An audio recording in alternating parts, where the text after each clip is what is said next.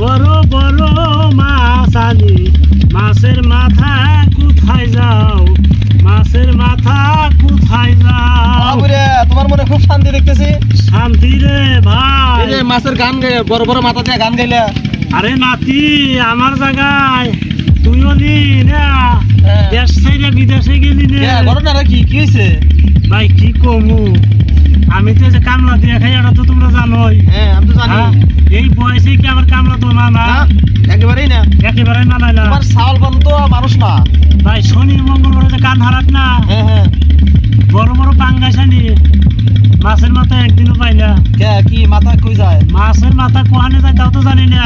আমি তো এই মাত্র তোমাকে বাড়িতে আইলাম আমি। হ্যাঁ আইলা, তারপর ওই দাদি দেখি এই বড় বড় মাথা দিয়ে ভাত খাইতেছে। ভাইরে আল্লাহ রে, ইস, কি হলো? আমার কষ্টটাই শেষ, বিফলে গেছে। কি দাদি কি কইছে? তাইতেই কই মাছের মাথা যায় কোহানে।